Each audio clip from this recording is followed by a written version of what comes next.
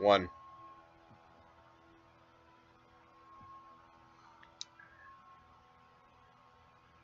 Hello, welcome. This is Limited Experience. As always, I am your host, Adam, and joining me is Chris. Say hello, Chris.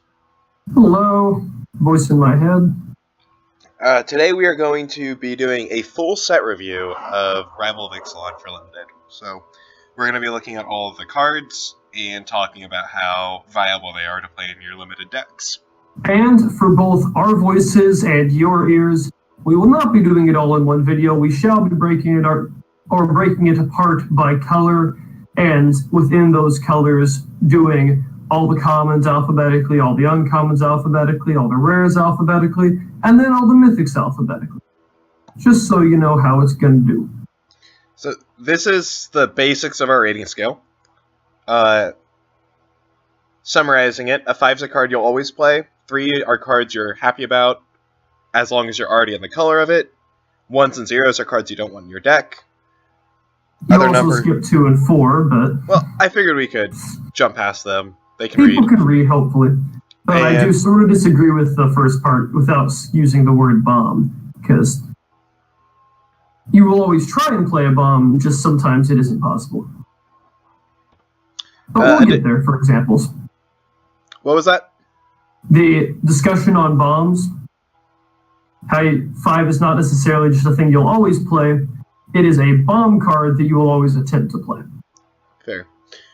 So as you can see, some cards are going to have 2 ratings, which are separated by slashes. Those ratings are before and after sideboard in games that you would want them, like enchantment removal. As Chris already said, we're going through color first, then rarity, so we're rating all the white commons and then all the white uncommons and so on. And some cards in this set have a mechanic called Ascend. Ascend is, if it's a creature and it has Ascend, then it's a static ability that's working always. If it's a card, or instant or sorcery, it's when you cast it, it checks for if you have 10 permanents, and if you do, you get the City's Blessing. And if you have the City's Blessing, cards with Ascend get an additional effect. Do you have anything to add?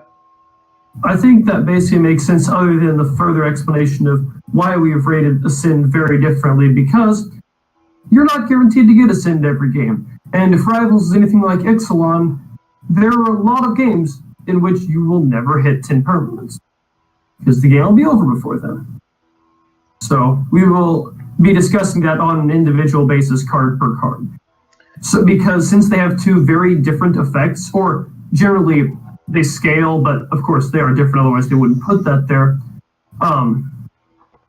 We have to evaluate, assuming that the Ascend wasn't there, and then if you get Ascend, what is it?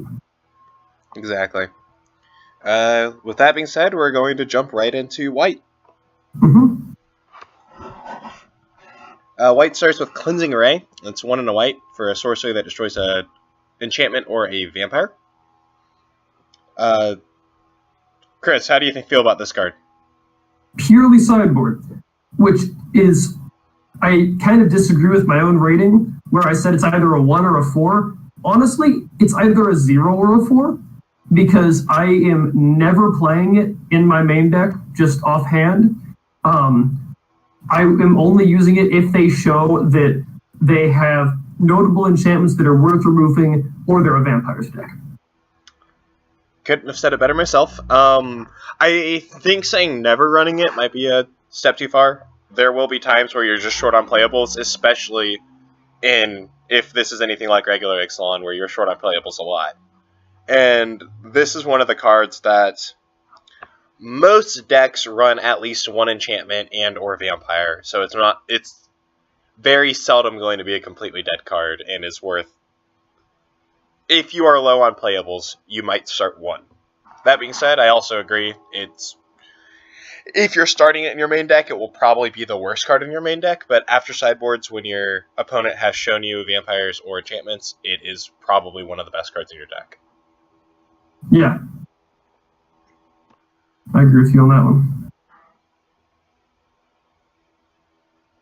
Okay, so Divine Verdict. It's a reprint from multiple times. It's just 3 and a white for an instant. Kill an attacking or blocking creature. And what do you think about it? Altogether, I like it. Divine Verdict, in the past, it has been a completely fine effect. It has a little bit of random utility in this set because it stops Enrage, because it's not damage, it just destroys. That being said, it's basically exactly what we have come to expect out of White removal. Slightly overcosted, but more in very conditional, but it gets the job done. Yeah, I think I'm pretty with you on that one. So, I think we're good to move on to our next card. I like Exultant Sky Marcher a lot. It's 1 white for a 2/3 vampire with flying. Obviously, it's nowhere near as good as some previous ones, like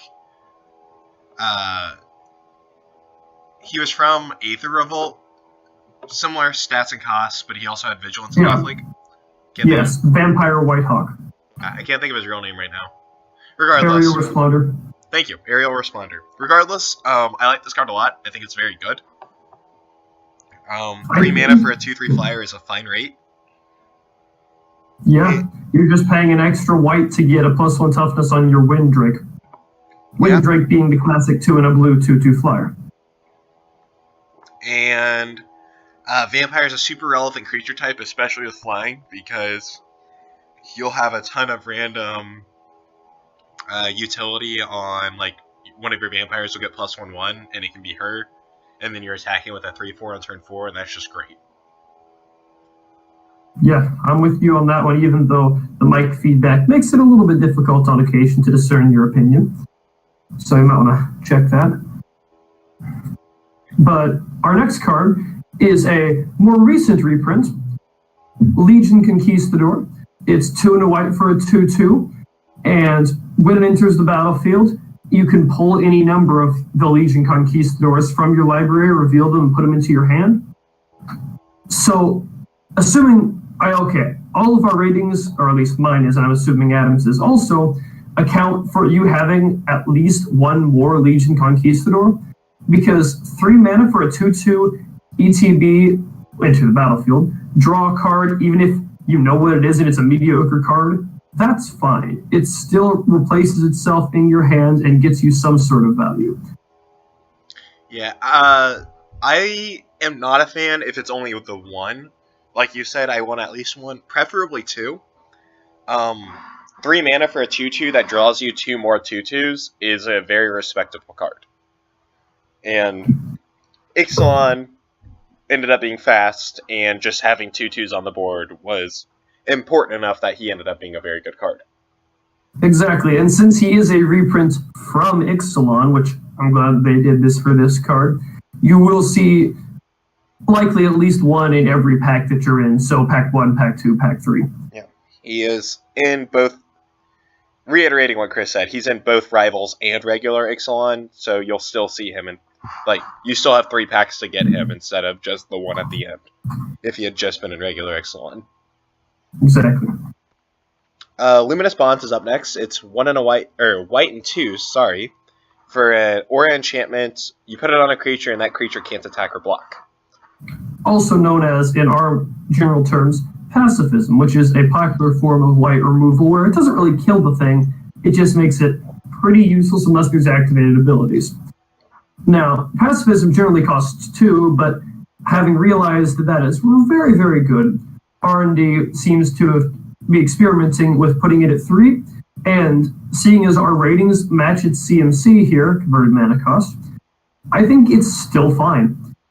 Yeah. There isn't a major dearth of activated abilities in here that I very much care about, like that's the creature's main function. So rendering it unable to attack or block in a presumably heavily aggressive format all but neutralizes the character entirely.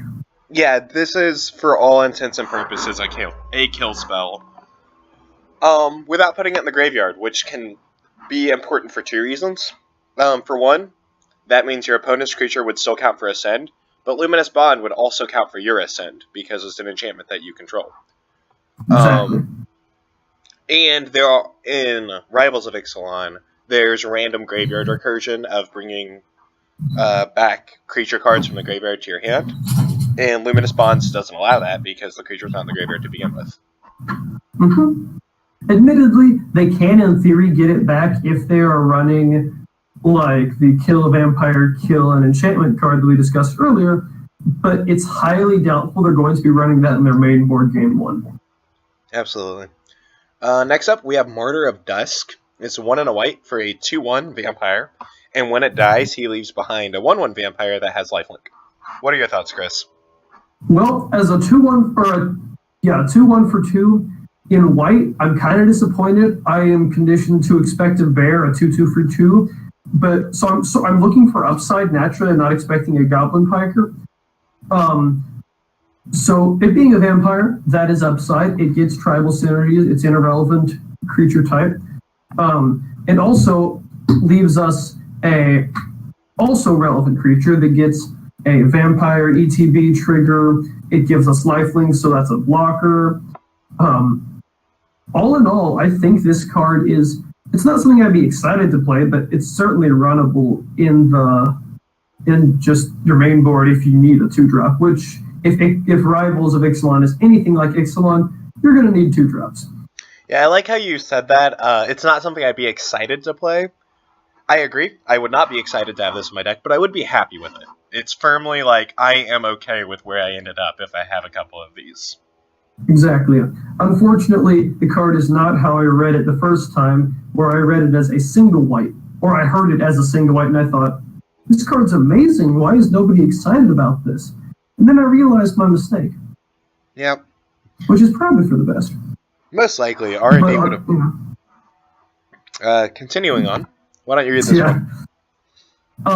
This is our Moment of Triumph, or the card is Moment of Triumph. Hopefully this isn't hopefully our shows keep getting better after this one.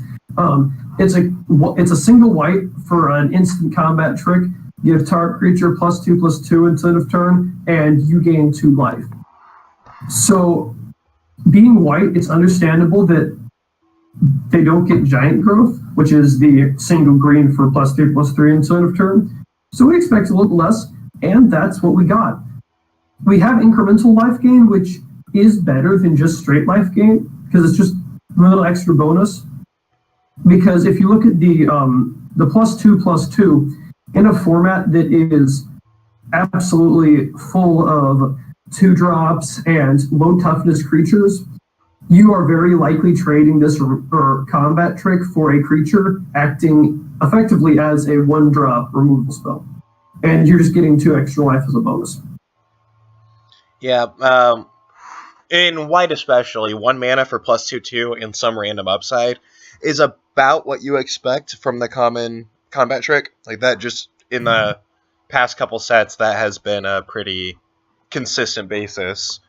And also, okay, continue. Sorry, just that vampires care enough about gaining life that, like you said, this will often act as essentially a removal spell and give you random life gain synergies that vampires have. What were you saying?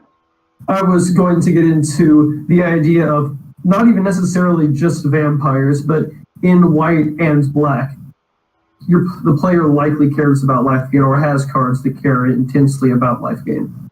So there is an extra bonus specifically in this set. The other thing to keep in mind about this card, because there is one other little fact, a lot of the removal in these sets have been damage-based. So this lets you randomly dodge and blank one of your opponent's removal spells, and you still gain life out of it, so you end up like, ahead on that. Because you both used a card, their card was a dud, but yours gained you life. Yeah. Continuing on. In theory, you can use this before we go on. You can, in theory, use it to protect your creature if they do a damage removal spell. If they deal 4 damage to your target creature, it's a 3/3. You can protect it, and in theory, you 1-for-1 and gain some life. That's not necessarily likely, but it's possible. Now we can continue. It's just a random upside of the card. Next up is another reprint. I don't agree with this one. I think it was silly to put this back in the set. But it is Raptor Companion. It's 1 and a white for a 3/1 dinosaur. Nothing else except for that old razzle dazzle. This as it is, it enables you dinosaur synergies, and it's a 2-drop. It's a fine 2-drop. It doesn't need to be here at all, even though he is happy to see us. But, or she, I'm not entirely sure. No, I don't want to misterm a dinosaur, be unpleasant. But beyond that, it's just it is the definition of a 2 out of 5. Yep. Under no circumstances am I excited, but it is what it is. Our next card is Sanguine Glorifier, 3 and a white for a 3/3 vampire. When it enters the battlefield, you put a +1/+1 counter on a different vampire you control. So, out of its face, you're paying, very likely in any sort of dedicated vampire deck, 4 mana for 4 power and toughness, which is fine at common. And it's even better if you can put the counter on just anything with lifelink, because that gets you bonus lifelink or bonus life gain in general. Or if you can put it on like a token or a just normally small creature, because that could enable an attack or block that you wouldn't have normally had. Yep. Now it is important on this card, it does say another, so she can't throw her counter on herself.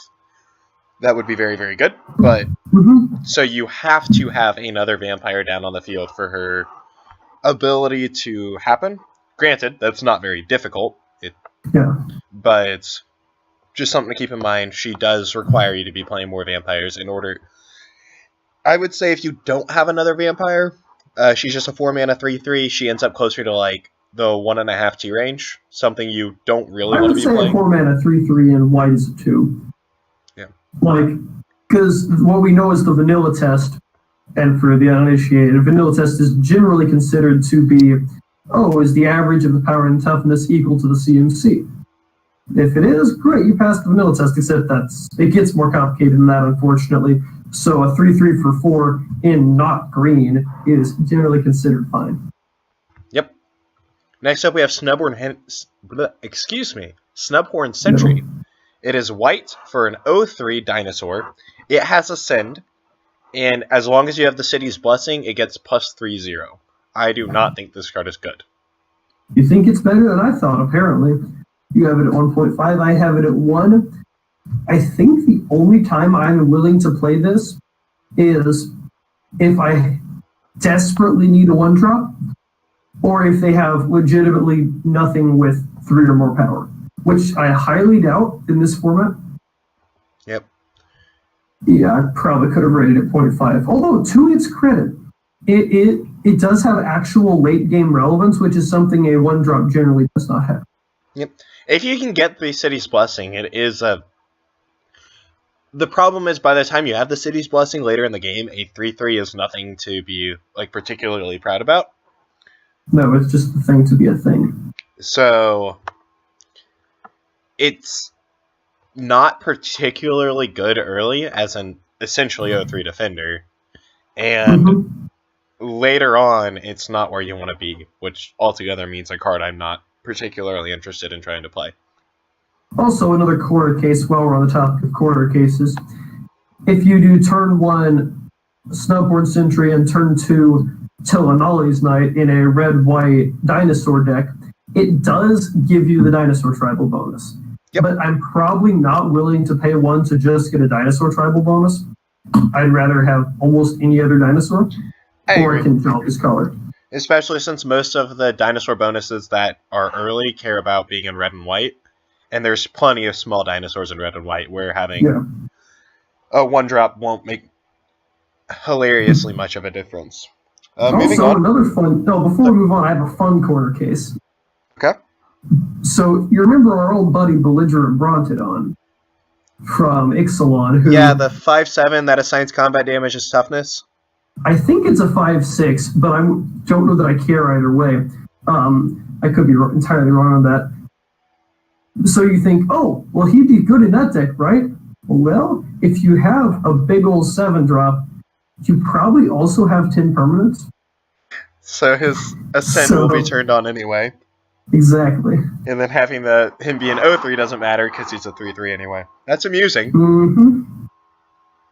So that's fun. Our next card, now we can talk about, I've had my fun, is Squire's Devotion. it's 2 and a white for an enchantment aura. So in this case, it goes on a creature, and the enchanted creature gets +1/+1 in lifelink. That on its face is good. You're paying 1 less in a different color for a halved Mark of the Vampire. Mark of the Vampire is fine, especially in this format. But at its face, this isn't great. But then when we move on to its Enter the Battlefield effect, you get a Vampire token, which in this case is like every other Vampire token in the set, a 1/1 with lifelink. So assuming that you don't get your enchanting creature killed as this is on the stack, you will get some value out of this, even if they immediately kill your thing afterwards, which is a common problem when it comes to creature auras. You are setting yourself up for a 2-for-1. And no matter what you end up, well, as long as this actually enters the battlefield, which means the creature it's targeting has to survive until it enters, no matter what, you end up with a 1/1 vampire.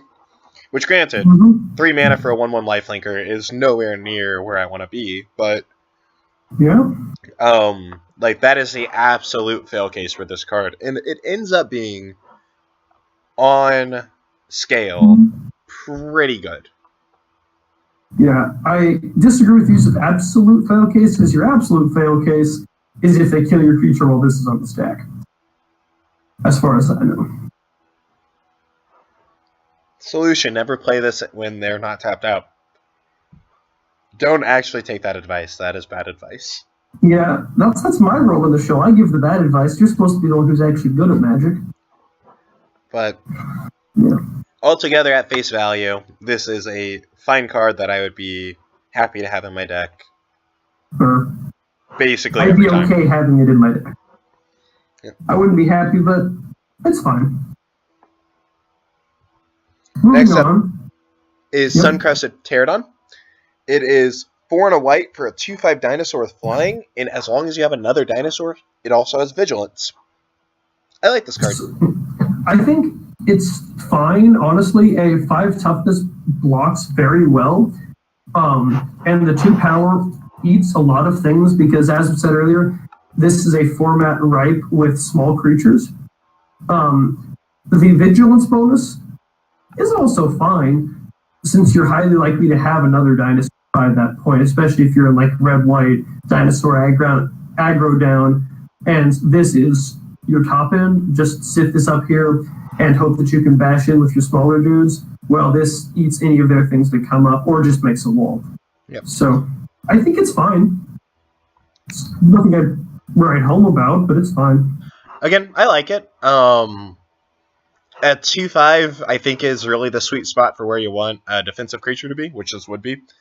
It blocks almost all of the flyers very, very well. Most flyers are in some form at X2 in this format. Yeah. And even the ones that it doesn't outright beat, like at X2, most of the flyers aren't much bigger than like a 3/4, for example. And he can still bounce off of those without any problem at all. And the vigilance lets him swing in past all those 2/2s because he can block them afterwards anyway. I think this card is good. I like it a lot. I'm okay with it. All right. Continuing, we have Sun Sentinel. Why don't you read this one? So it comes off the heels of Suncrested Pterodon. Maybe it's a thing about sun. We shave off 3 of the mana and 3 of the toughness, so we get 1 and a white for a 2/2 with vigilance. That's it. And it's also not a relevant creature type. It's just human soldier, which is fine, but it does nothing in this environment unless you decide to name human as one of your chosen creature types for like an unclaimed territory. In which case, you're probably in the wrong set. But at its face, it's a 2/2 for 2, which is a fine 2 out of 5, and it has a small amount of upside, but not enough to be a 3, of course, but with the vigilance, it's a fine 2 out of 5. It's just another filler card.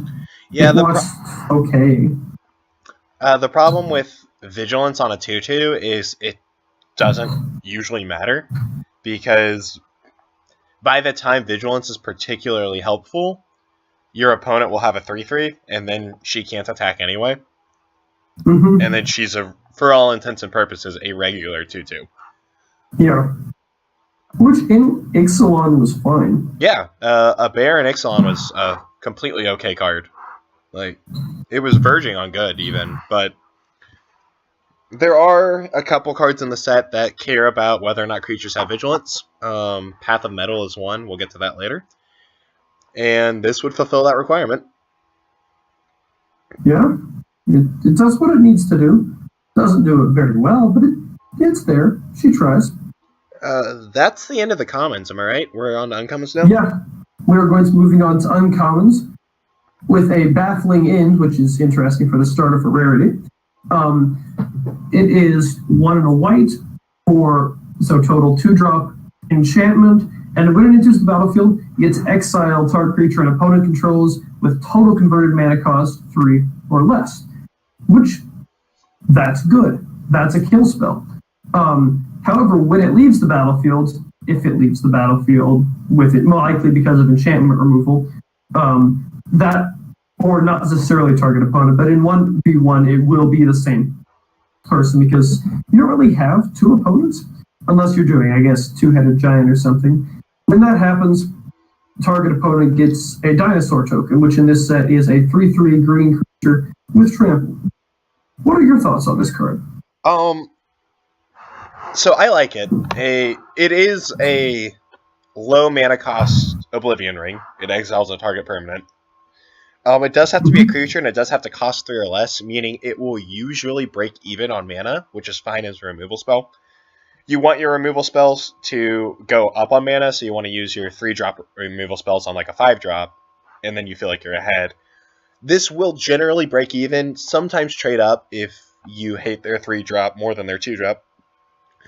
The second ability, in pre-sideboard games, like main deck only, will essentially be flavor text 9 times out of 10. Because very few people have main decked enchantment removal.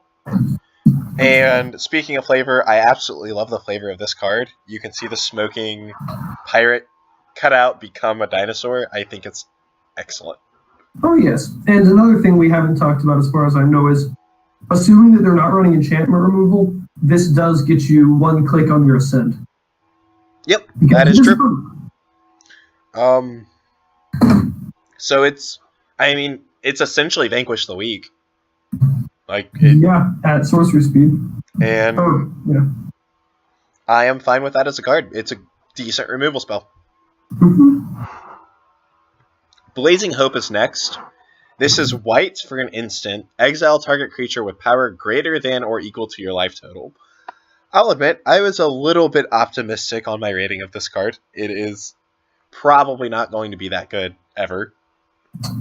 It's not the White Swords to Plowshares unless you're in Commander, boys. And unless you're in a very specific Commander, or boys or girls, whichever one you want to be.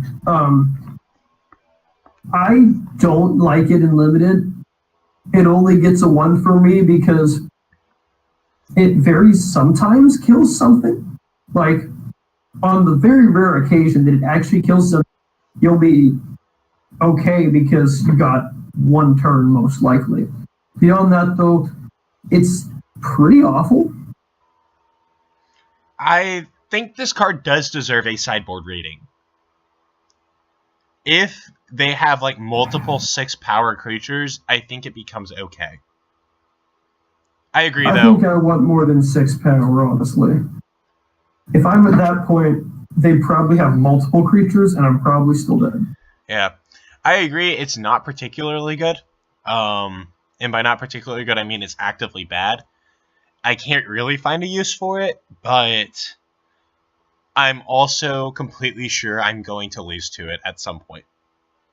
Or, I fully plan on not winning to it at some point, not necessarily. But just like Fog, congrats, you bought a turn. Except better than Fog, you actually got rid of one of my dudes. Yep. Continuing on, we have Everdon Champion. It's 1 and a white for a 2/2 human, and it cannot take combat damage. Which It's not protection because, oh, we don't print protection anymore. But you came pretty close. This one, once again, protection means that this could not be blocked by creatures, which is real nice, but they don't do that anymore, so we get this. Which, in most situations, I mean, it blocks really well.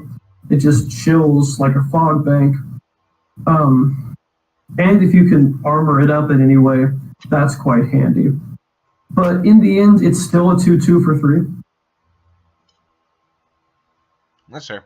I like you said, it can trump block for effectively ever. And they have to point an actual removal spell at this to kill it. I suppose not have to. They can like get one of the enraged dinosaurs that deals 4 damage or whatever. But in almost all cases, it will at least trade 1-for-1 on removal, and will hold back your opponent's attackers for several turns. That alone is worth a 3-drop to me. Yeah, I think it's fine. I'm okay to play it. Past that. Oh, okay. Maybe not past that. Sorry. I think if it had been a relevant creature type, I would be actively excited to have one of these in every single one of my decks. Yeah, I can agree with you there. Speaking of relevant creature types, we come to Famished Paladin. He's 1 and a white for a 3/3 vampire, and thinking of vanilla test, that's great. But he doesn't untap during your untap step, which is kind of awful. However, when you gain life, untap him. So, thinking that if you have any sort of lifelink, or if you can give him lifelink, that's awesome. He's got vigilance. And if you have instant speed life gain, you can effectively also give him vigilance because they swing him with some stuff, and you, I don't know, give him +2/+2 until the turn you gain 2 life, he untaps. So you have a 5/5 blocker. I think he's kind of awesome. Oh, yeah. And he's an irrelevant creature type. I think one of the dreams of this format would definitely be Famished Paladin on 2, Squire's Devotion on 3, having a 4/4 lifelink vigilance. Oh, yeah, that's awesome. If that is one of the things I would really like to be able to do at the pre-release at least once, and that's an uncommon and a common, so it seems likely. But I do like this card a lot.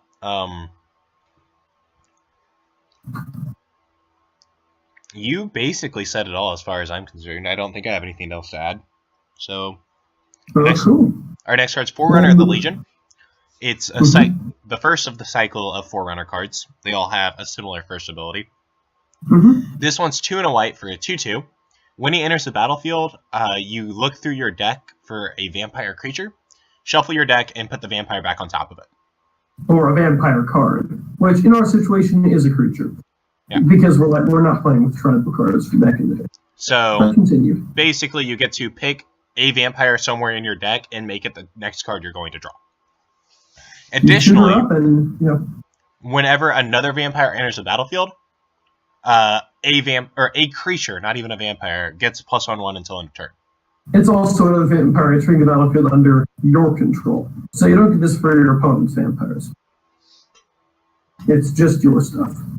But that's still kind of great. Oh, it's a vampiric tutor, jokes aside, that gives you frequent bonuses because the vampires, as far as I know, are one of, if not the most common creature token. And doing something like playing him and then playing one of the like Paladin of the Bloodstained, which is from Ixalan, but still. Yeah. And then he attacks as a 4/4 on turn 4, and you got 2 creatures out of it. Like, with the amount of token production, he is very capable of either pumping one of your creatures multiple times or getting 2 or 3 guys, one bigger each, and getting a big swing in. And either way, I like him a lot. I definitely like him. Also, you need to check your mic, because it's giving me weird feedback. I will after this video. I don't think I have time to right now. Just throwing that out there, because it's kind of annoying. Moving on to the next one, which is quite annoying for the opponent. 4 and a white for a 3/5 dinosaur with Enrage when it's dealt damage, which is what Enrage is. You gain 2 life. This, even though it's 5 mana for a 3/5, which is fine, but it makes it very difficult to attack profitably. Because unless you're attacking with multiple things, you're chumping their, or just walling their at least one attacker and gaining 2 life. And possibly killing their creature because this dude has 3 power. Yeah. I'm honestly not very fond of it. You kind of described what I feel like is the best case scenario, and more often than not, I think the stats on it just aren't. Being a 3/5, I don't think it's good enough, and incidental life gain as an on damage ability doesn't seem to be enough to alleviate that. Like, incidental life gain in itself isn't a particularly powerful ability. It being conditional on this thing being damaged makes it even worse, and altogether, I think that's not enough to make up for what I see as lack of stats on a 5-drop. I can see where you're coming from, but the little Timmy inside of me still hopes that there's a big like green-white or red-green-white dinosaur deck somewhere. I don't expect it, but I think that might have had some influence on my decision. No. Also, the fact that this guy blocks for days. I've talked to some other people about it, and a lot of people are around where you are with it's a card that you're completely okay with decking. I just personally don't see it. Well, we'll have to come back to that decision after some experience in the format. Yeah, so I have a feeling how wrong you are. I have a feeling we're gonna learn a lot about this card in particular at the pre-release, because I'll have a game where I just can't do anything to my opponent because I have this stupid guy and I don't have any good attacks ever. But yep, that's entirely possible. I'm not gonna lie. I fully expect it. Majestic Helicopter. The official term, I believe, is Heliopterus, but Helicopter is probably what it's going to be called. It is Heliopterus. It's 3 and a white for a 2/2 with flying, and when it attacks, it gets to make another dinosaur have flying. Another dinosaur you control. Gotta specify these things in a tribal set. I mean, it's a 2/2 flyer for 4, which isn't great. I'd expect at least a 3/2, probably a 3/3 for that. Or I'd just be paying 3 mana for a 2/2. But since there are a lot of big dinosaurs or big things that it could be in one of these decks, I think he's fine. Or she, not sure. My only concern about it is dinosaur decks generally didn't need a way to close out the game, which is what this is. For example, if you play Colossal Dreadmaw, which is the 6/6 for 6 with Trample, giving it flying doesn't actually accomplish a hilarious amount. It's still a 6/6 with Trample. I'm not thinking about the big scaries like Colossal Dreadmaw. I'm just thinking about a Frenzied Raptor. Just getting an extra 4/2 in the air. If Frenzied Raptor flew, it would be a whole lot better card. That is true.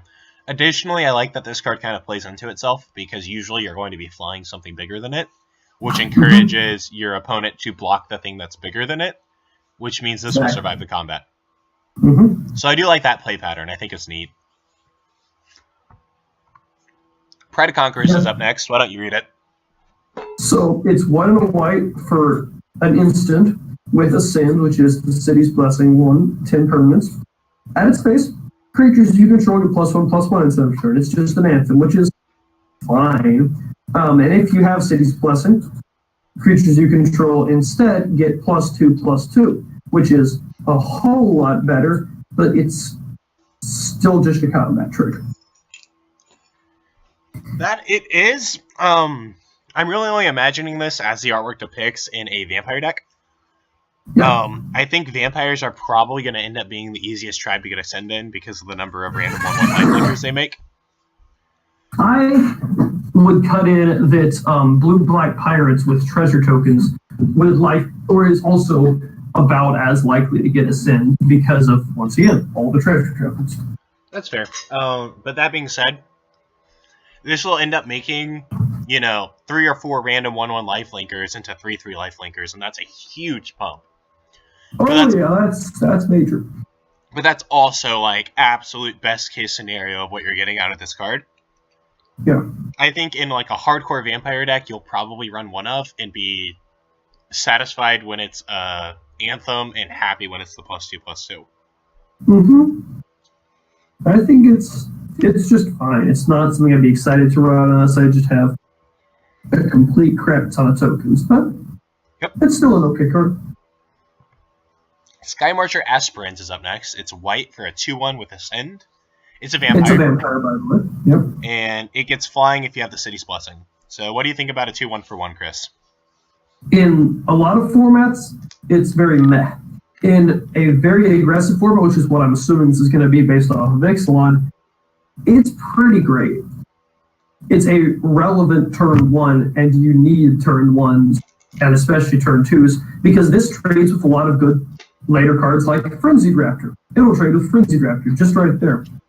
And coming back to the Snub Horde debate earlier, Ascend gives this card late game relevance. A 2/1 flyer isn't amazing in the late game, but it's a lot more relevant to 2/1. That's all true. I just have a problem getting past that 1-drops really aren't as relevant as they seem in Limited, because generally speaking, a 1-drop and a 2-drop is effectively the same thing. Yeah, because a lot of people don't use their turn 1 mana. But if you get to use your turn 1 mana for a relevant, a 2/1, eventually maybe flyer, you're effectively getting this for free by the same logic. I suppose. This also gets blanked super easily. There's a bunch of random X3s in the format. Like even Sailor of Means, which is a 3-drop, so it takes a few turns, but like that completely blanks this card until you have Sin. Mm-hmm. But this, if you never attack, is very likely trading up. Okay. I'll concede that I probably came in a little bit low on this. Contrary to popular belief and probably demand, somebody in the whole run of this set might actually block once. Like, there might be one block step actually used in Ixalan. It hasn't happened yet, but maybe after Rivals comes out. Blocking is actually an illegal mechanic. Mm-hmm. Which means Afflict is looking pretty bad. Yeah. On to our rares. It starts with Bishop of Binding. It's 3 and a white for a 1/1 Vampire Cleric. Boo! When it enters the battlefield, exile target creature an opponent controls until it leaves the battlefield. Woo! And then if it attacks, target vampire, which can include itself, gets +XX until end of turn, where X is its power. Is the power of the exiled card. Not true. Yeah. Gotta specify these pronouns. I mean, I think it's great. It's an easier to remove Oblivion Ring, so that's thing that gives bonuses, which I think is pretty great. I would play this in about every white deck I'm running ever. Mm-hmm. Yeah, I agree. It's super relevant that its ability can target itself. So they play something, let's say a 4/4 on turn 4. You play this, exile their turn 4, and then swing with it as a turn 5 the next, or a 5/5 the next turn. Mm-hmm. The other thing you can do is give this some form of evasion, like unblockable, flying, whatever. Yeah. And then throw its bonus on a different vampire, because it can target any. So you make one of your stupid 1/1 lifelink tokens into a 5/5. Or you can just murderize a dinosaur token and then just not mess with Bishop of Binding until you get a flicker spell, so you can get another ETB trigger. Yep. Because if you got a token with it, it would exile a token permanently, but then you don't get the second clause. Yeah. And at that point, it's just a 4-mana kill target token, which is situationally okay. Yep. The reason you would want to give it some form of evasion before throwing its pumps on something else is if you don't use your pump on this card, I am killing it. Oh, yeah. Like, I will 100% take 5 to block the 1/1 that can make any of your other people bigger. Assuming I have more than 5 life. Assuming it doesn't lose me the game instantly, yes. I don't know. Depending how I'm doing in the tournament, I might take the 5 just so I can get my creature back. Even if I do lose the game. Just to spite them. That is also true. You do get the creature back afterwards, so it even gets you a blocker out of it. I can just spit in their face. Yeah. So moving on to another vampire, which I'm less fond of. He's 1 and a white for a vampire who happens to be a 1/1. And at the beginning of each upkeep, so it also applies to opponents' upkeeps, if you lost life last turn, hence why it's probably more relevant for your upkeep, but still just in case. If you lost life last turn, you get to put a +1/+1 counter on it. And when he dies, you gain life equal to his toughness. I don't think this is that all fired great. I don't understand how. Talk me through it. So, on its face, it's a 2-drop 1/1. That's bad. So I'm looking for upside, which he very much has. So at the first, lose life. So assuming they swing with a 2-drop on their turn 2, if you're on the play, they swing into you on turn 2. Or no, wait, they swing into you, on turn 3. Wait, I'm flipping up my numbers. Yeah, you want to be on the draw. Yeah, that's right. Thank you. Knew something sounded weird. I don't want to draw, they're swinging in. I'm not blocking, I'm taking whatever damage. Great. He is a 2-drop 2/2 now. That has to wait a while. Which is, I guess, fine if it's what I'm looking for. It's an irrelevant creature type. And then past that, assuming I've taken more damage or loss of life, then yeah, I'm getting another +1/+1 counter, and then he becomes good. And of course, when he dies, you gain life equal to his toughness, which is very likely going to be at least 1. Now, I will concede the 1.5 is probably a little bit harsh. I feel like he's probably at least a 2, but I think 3.5 is too high. Well, for one, as you said, his ability triggers every upkeep, so if you have any effect that can cause lots of life on your turn, he grows on your opponent's turn also. Yeah. And those aren't incredibly difficult to do. Just random damage effects to yourself. And I'm imagining every turn he's on the field, he's growing. Because your opponent has to attack you to end the game, and he will get bigger each time you get attacked. So at some point, he's going to be a 3/3 or a 4/4 for 2, which is awesome after a few turns. Granted, it does take a few turns to get there. And then you can essentially cash him in combat by just leaving him back and blocking a huge thing to gain some of that life back. Yeah, I definitely say my 1.5 is probably too harsh, but I don't think he's any higher than a 3. I'm just going to set that out right now. I'm okay with expecting that I might be wrong. I'm willing to believe that, but if he's as bad as I say here, I'm totally saying I told you so. I'm not expecting that, but you got to keep your options open. Okay, that's fair. Up next, we have Radiant Destiny, which is also one that you hated on.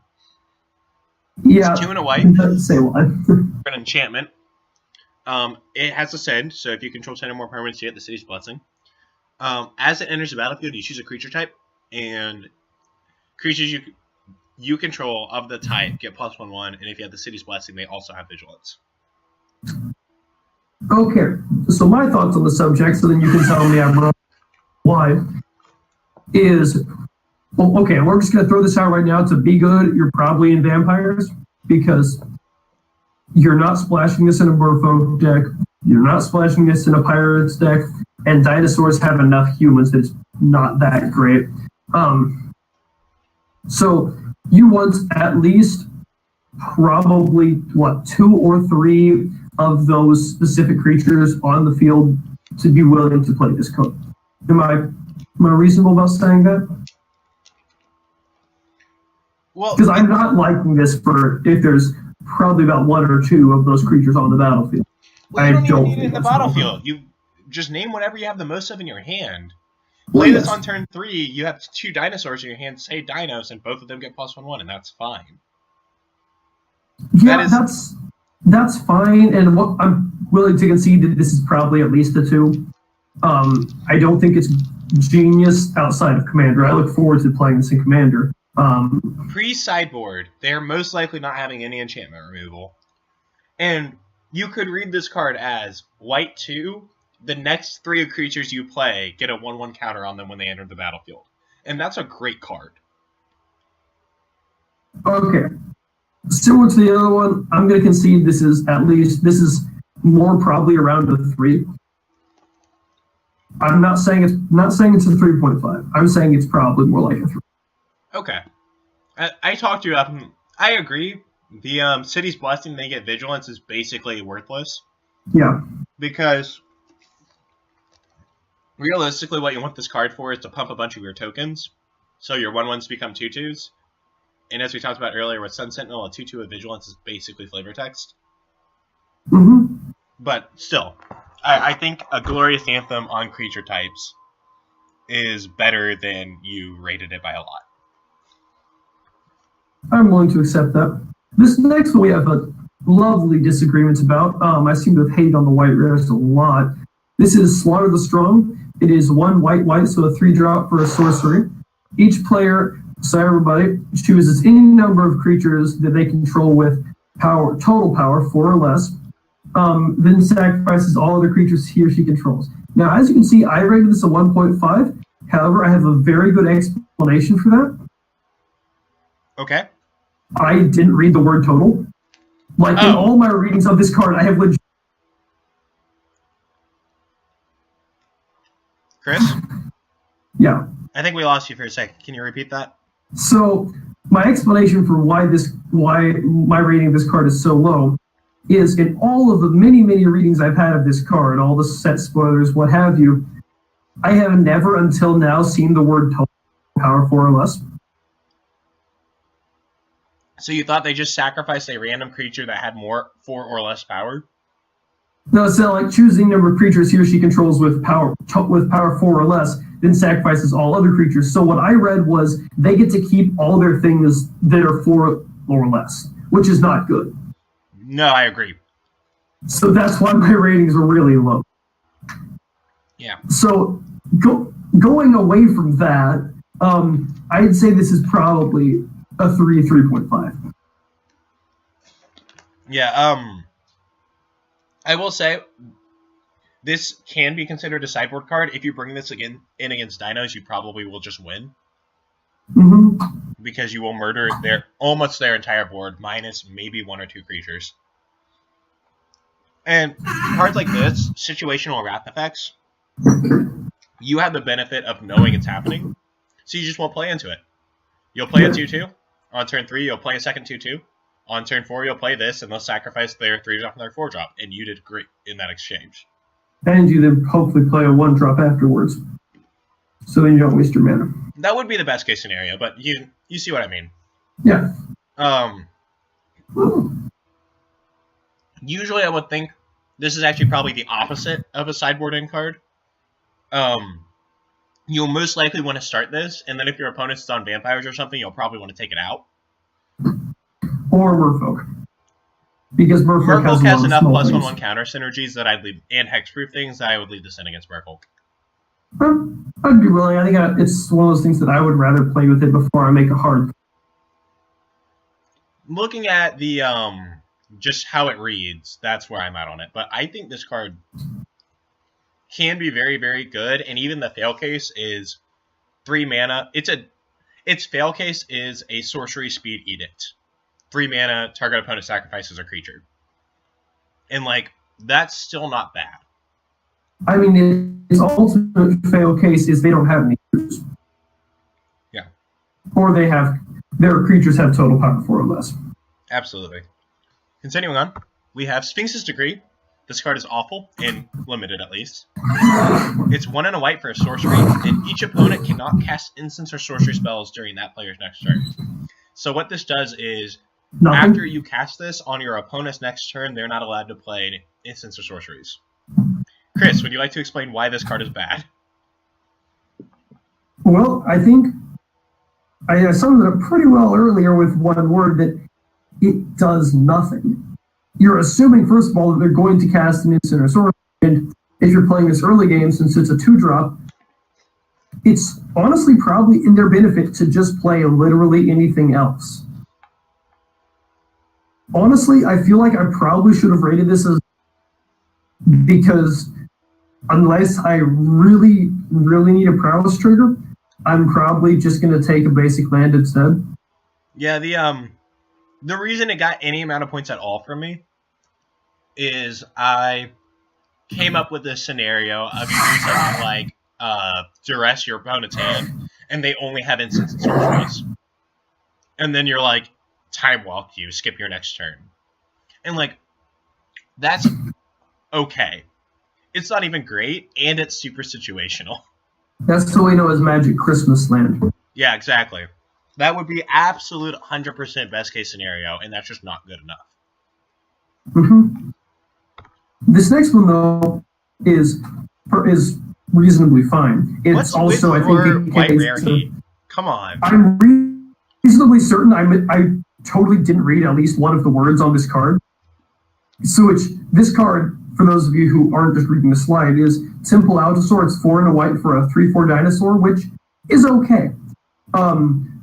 And it reads, if a source would deal damage to another dinosaur you control, prevents all but one of that damage. So first of all, I'm totally taking back the 1.5. At minimum, this is probably a 2. A 5-drop 3/4, I'm willing to play it if I desperately need a 5. So that's just, my rating was straight up wrong. But my rating gets a lot better when I realize it's all but. Did you think it was prevent one of that damage? Yeah, because that's something that they do more often. And my brain just totally skipped it. So I would say this is honestly probably a 3.5. Okay. Maybe a 5. Not a 5. No, that's entirely wrong. 4. A 4? There is a number between 3.5 and 5. Sorry about that. Okay. Because all this does is make your dinosaurs essentially impossible to kill. Oh, yeah. But they're still able to get enraged, which is awesome. Exactly. So, Temple Allosaur, all he does is piss all your dinosaurs off, and it's a great card. I love it. I think it was super well designed. I look forward to playing them, Commander. Now, since you love this next guy, you should read him. Alright, this is Zatalpa, the Primal Dawn. It is white 6 for a 4/8 legendary elder dinosaur. And it has flying, double strike, vigilance, trample, and indestructible. I admit, my rating is a little bit, as you said earlier with your inner Timmy wanting the combo to work out. This is, inner Johnny. This is my inner Timmy. It's a big, stupid creature for a lot of mana, and I just love it. All those my inner Timmy wanted a 5-drop, which you're lucky getting on turn 6. This is an 8-drop. You're lucky to get that on turn 10 or 11. Yeah, but it's a big, stupid guy, and if you get to 8 mana and if you stick it, this will win you the game. No questions asked. Oh yeah, there's no question about that. I'm not calling you on that one. But if Rivals is anything like Ixalan, I'm not playing this card. Like, yeah, you're probably right. I won't deny, but I won't deny you're probably right. This will almost never see play, but I think the card is a 3.5. The power level is there. It's just the power level's there, but you're never casting, so the power level might as well be nothing. It is particularly anemic in this set. I will agree. The last card is Trapjaw Tyrant. It's 3 white. Which is a mythic, by the way. There is another rarity, since that wasn't stated. But this is mythic. It is the only white mythic, in fact, and it has Enrage. When it takes damage, exile target creature and opponent controls until it leaves the battlefield. What do you think? I think it's great. Like, 5 mana for a 4/4 is okay, and 5 mana for a 5/5 is already good, and it's just... I'm willing to believe it's a 4.5. I'm also willing to believe it's a 5. I think this is just a straight bomb. It will very likely 2 for 1, or 2 for 0. Well, or just totally stop them from attacking. Yeah, you for one, as long as it can survive a combat, it kills your opponent's best creature every combat. So you just leave it back as a blocker. You never swing with it, and your opponent can't attack into you because they 2-for-1 themselves every single time they attack you. Unless they only have like 6/6s, in which case even 5 bomb rare is not going to get you out of. Your opponent has 5 6/6s.